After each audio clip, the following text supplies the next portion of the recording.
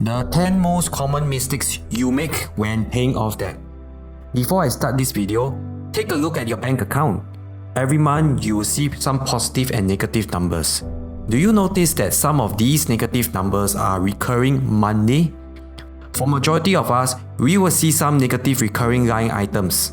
These negative recurring line items are usually interest-bearing debt. Interest-bearing debts are like vampires. They come to us at night to suck our blood every month. And there is nothing you can do about it until you pay off all your debt. Want to learn how to get rid of these vampires before they ruin your life? Keep watching. If you are prepared to make the necessary commitment, the decision to pull yourself out of debt may change your life. You can discover how to get out of debt and avoid the pitfalls that might derail the entire process. Getting out of debt involves more than just paying off a few credit cards. It means changing spending habits, learning how to budget, knowing who and how much you owe, prioritizing debt, creating emergency and retirement funds, and knowing where to find help when you get off track. In other words, there are a lot of decisions that need to be made, and it's possible, if not probable, you will make mistakes along the way. Here are some you can avoid that will make it easier to get out of debt. Number 1. Same old spending habits. People are creatures of habits, and spending money is no exception. We shop at the same store, eat in the same restaurant, and drive the same car because it is comfortable. It's also costing you more than you can handle financially. If you won't change your spending habits, you won't ever get out of debt.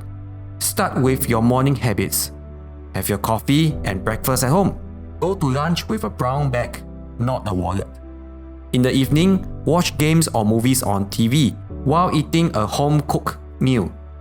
You will see an immediate impact on your daily spending habits. You just have to make better choices. Number 2. Trying to dig out of debt alone. People are reluctant to seek relatives or friends for help when dealing with debt. Call a non-profit credit counseling agency and get free help from the experts. Credit counselors are trained and certified by national organizations like the National Foundation for Credit Counseling.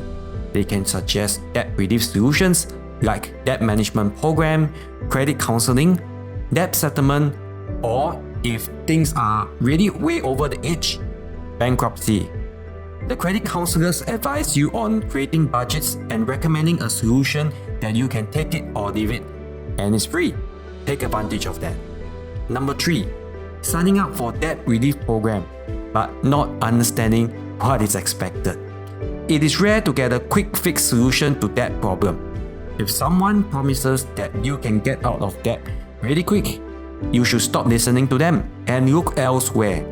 The first thing to understand is that debt relief program typically takes 3 to 5 years. There is no magic bullet, so be patient.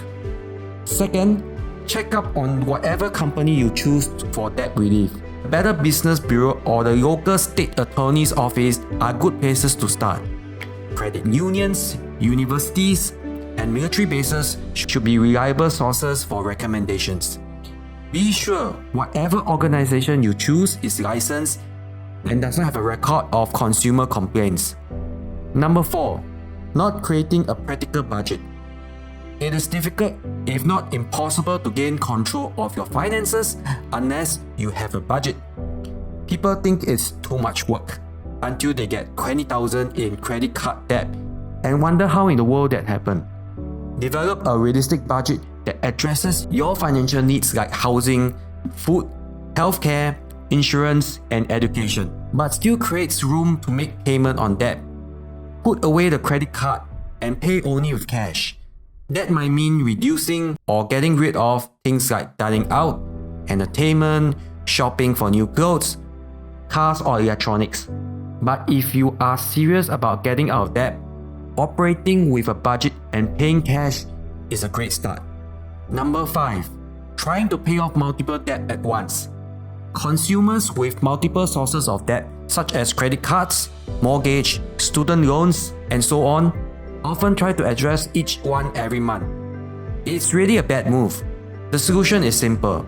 We want to target the worst debt of all.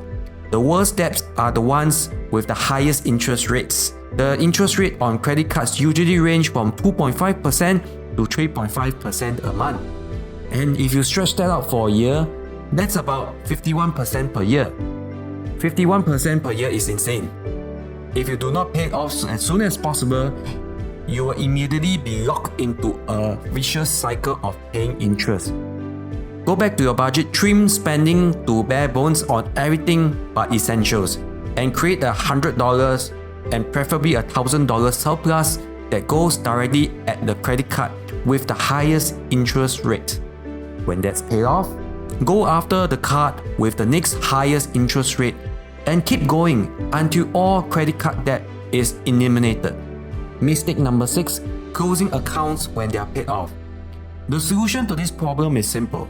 Pay off the account, but don't close it.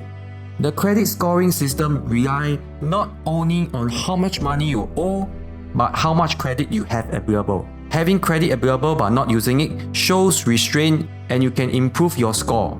Mistake number 7, contributing to a retirement account. While it seems to make sense to devote every dollar to eliminating debt today, in the long run, it is a costly mistake.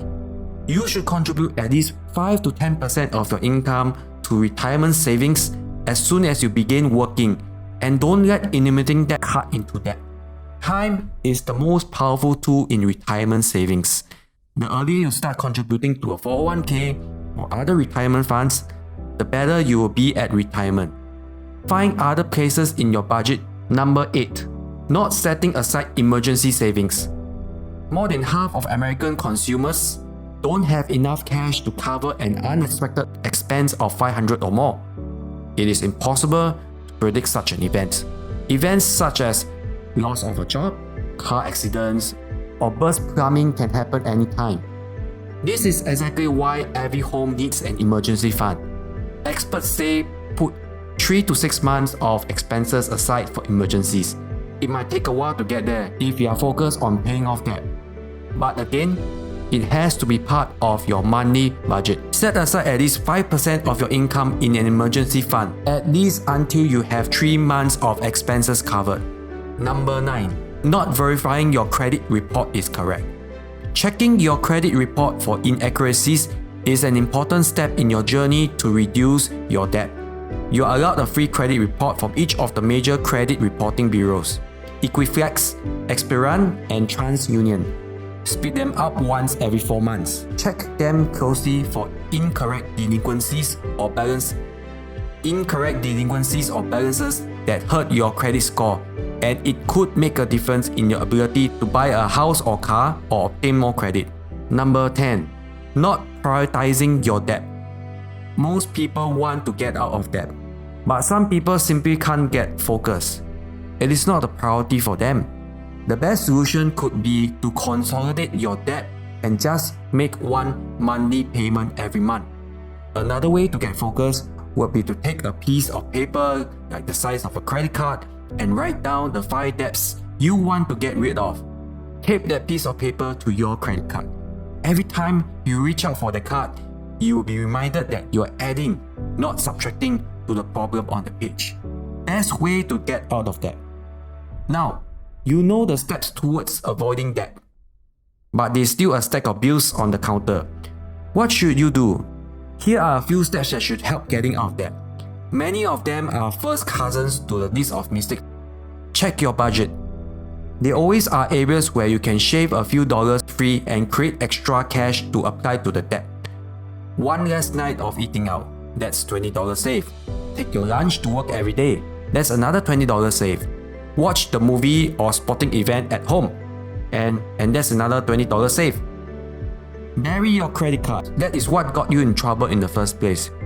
Keep one in your wallet for bona fide emergencies. Pay for everything else in cash. It's a lot more difficult to hand over a $20 bill than it is to hand over a credit card. Impulse buying almost disappears when you pay everything with cash. A grocery store or shopping mall is a dangerous place when all you take is a credit card. Make a list of what you want. Buy only what is on the list. Get in, get out. Share the cost. Roommates cut the cost of everything in half, maybe more, if they are really frugal. You spend less on rent, less on food, less on utilities, less on cable, and even less on transportation.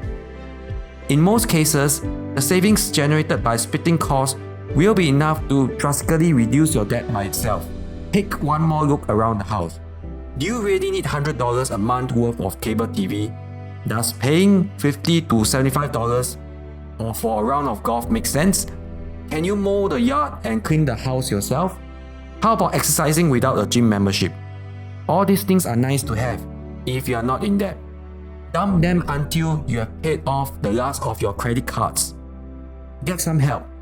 If you are still haunted by debt, find a non-profit credit counseling agency online and go through some of their free credit counseling sessions. They help you sort out your problem, help you set up an affordable budget, and advise you on which debt relief option best suits your situation. The counselors are trained and certified. Here are some suggestions that once you are committed to eliminating debt, will make the process go faster. Generate more income.